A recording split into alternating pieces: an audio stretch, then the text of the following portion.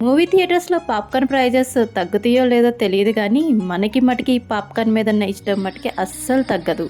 ఈ caramel popcorn అంటే చాలా మందికి ఇష్టం. ఈ క్యారమెల్ పాప్‌కార్న్‌ని మన ఇంట్లోనే చాలా సింపుల్‌గా రెడీ చేసుకోవచ్చు. ముందుగా మనం ప్లెయిన్ పాప్‌కార్న్‌ని రెడీ చేసుకుందాము. వీడియోలో చూపిస్తున్నట్టుగా ప్లెయిన్ పాప్‌కార్న్ రెడీ చేసుకోండి. ప్లెయిన్ పాప్‌కార్న్‌ని పక్కన పెట్టేసుకొని, ఇప్పుడు మనం క్యారమెల్ రెడీ చేసుకుందాము. దానికోసం స్టవ్ మీద కడాయి పెట్టుకొని, మనం ఎంత క్వాంటిటీలో అయితే కప్ పాప్‌కార్న్ కెర్నల్స్ తీసుకున్నాం, అంతే క్వాంటిటీలో షుగర్ తీసుకొని, కడాయి కొంచెం హీట్ అయ్యాక షుగర్ యాడ్ చేసుకొని, అస్సలు కదిలించకుండా షుగర్‌ని మెల్ట్ చేసుకోండి. షుగర్ కొంచెం ఇలా మెల్ట్ అవుతున్నప్పుడు ఒక్క టీ స్పూన్ బటర్ యాడ్ చేసుకొని కలుపుకోండి. ప్రాసెస్ అంతా కేవలం మనం లో ఫ్లేమ్‌లోనే రెడీ చేసుకోవాలి.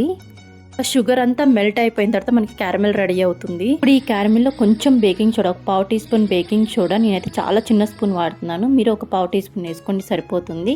ఇప్పుడు స్టవ్ ఆపేసుకొని పక్కన పెట్టుకున్న ప్లెయిన్ పాప్‌కార్న్‌ని యాడ్ చేసేసుకొని ఇలా మంచిగా కలిపేసుకోండి. చాలా ఫాస్ట్‌గా కలుపుకోండి. క్యారమెల్ అనేది పాప్‌కార్న్‌కి మంచిగా కోట్ అయ్యేలాగా కలిపేసుకోండి. కలుపుకున్న పాప్‌కార్న్‌ని ఒక ప్లేట్‌లోకి తీసుకొని స్ప్రెడ్ చేసేసుకొని ఒక 10 మినిట్స్ చల్లారనివ్వండి. చల్లగా అయిన తర్వాత ఒక్కొక్క పాప్‌కార్న్‌ని సపరేట్ చేసేసుకోండి. అంతేనండి, చాలా సింపుల్‌గా క్యారమెల్ పాప్‌కార్న్ రెడీ అయిపోయాయి. ఇప్పుడు వీటిని ఒక ఎయిర్ టైట్ కంటైనర్‌లో స్టోర్ చేసేసుకొని ఎంజాయ్ చేయండి. Thank you all.